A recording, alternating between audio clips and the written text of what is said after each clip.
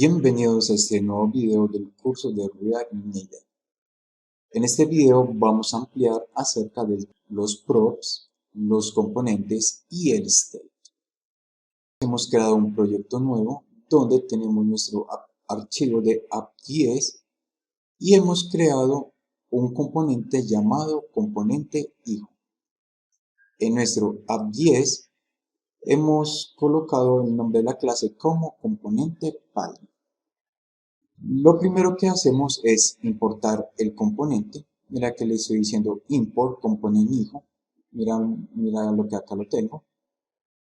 From la ruta donde está nuestro componente. Los componentes los podemos ver como las funciones de JavaScript. Los componentes aceptan lo que se llaman los props. Esos props los podemos ver como cuando trabajas con una función y le pasas parámetros. Lo que nos devuelve son los elementos que nosotros vemos aquí en pantalla o que se renderizan. Recuerda que render es todo aquello que vemos. La clase componente padre extiende de componente. Recuerda que componente lo debes referenciar cuando importas React, referencias al componente que proviene de from React. Los import para importar los componentes hijos y luego creamos el constructor. El constructor recibe los props y el state lo podemos ver como las variables dentro de una función. Las variables dentro de una función tienen alcance dentro del ámbito de esa función. O sea que los state solamente los podemos cambiar dentro de nuestro componente. A nuestro componente hijo le vamos a pasar los parámetros, que en este caso, en el state hemos creado un usuario, hemos creado una clave y hemos creado un estado que se llama logueado. Cuando hacemos el render, recuerda que todo debe ir dentro de un contenedor principal. En este caso, mi contenedor principal es Vue. A Vue le agrego un style de un margin top de 100 para que no quede tan pegado en la parte de arriba. Entonces el margin top nos va a bajar 100 píxeles nuestro componente hacia abajo. Realizamos una validación. Cuando hacemos una validación, o esto también se conoce como render condicional, debes abrir y cerrar llaves. Cuando abres y cierras, colocas el this.state.logueado, que se está haciendo referencia a this, o sea, a este componente como tal, .state, observa que está yendo al .state y luego va a ir a buscar el logueado.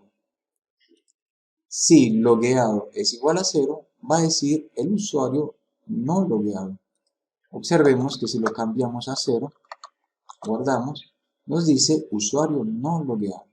Por lo tanto, él no va a cargar el componente. El signo de pregunta llegará a ser la forma de decir si no. Si colocamos acá el 1, la condición se cumple. Al principio puede parecer una forma rara de hacer una validación, pero con el tiempo te vas acostumbrando. Recuerda que abro acá y cierro acá para introducir mi validación, this.state.logueado para ir a preguntar por el estado, y en caso de que sea lo contrario, por eso está acá el signo de pregunta, vamos a renderizar nuestro componente. O sea, en el caso de que no, va a pintar un text que avise al usuario no logueado. En caso de que sí lo hagas, que ese sería el si no, el else, va a pintar el componente hijo. Recuerda que el componente hijo lo hemos importado y le vamos a pasar los props. Le enviamos como parámetros saludo, en este caso le estoy diciendo bienvenido, el usuario, que es igual a this.state usuario, obsérvalo acá, y lo mismo hacemos con la clave, this.state clave. Recuerda, los state los podemos ver como las variables locales dentro de una función. Los props los podemos ver como los parámetros que nosotros enviamos a una función. nuestro componente le estamos pasando saludo, le estamos pasando usuario y le estamos pasando la clave. Si nos vamos a nuestro componente hijo, recuerda que los props se pasan de padres a hijos. Nuestro componente hijo tiene una función que llamamos componente hijo. Lo que hace es recibir los props. Recuerda, siempre debes escribir props.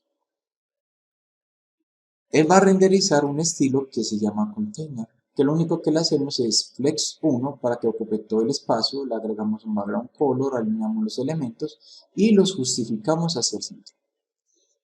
Exportamos nuestro componente con un nombre de componente hijo, que debe poseer el mismo nombre de la función.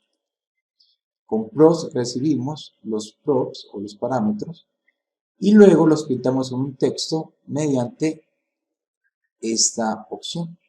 O sea, abrimos y cerramos llave, colocamos props, punto y los mismos parámetros que hemos enviado. El saludo de usuario y clave, cuando lo recibamos debe poseer los mismos nombres, props.saludo, props.usuario y props clave. Que fue fácil conectar un componente padre con un componente hijo mediante los props.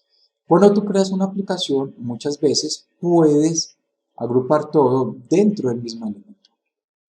A veces, cuando necesitas componentes que sean reutilizables, lo mejor es crear un componente, como en este caso, e irlo importando en cada uno de los archivos. Así no se te hace tan largo el código.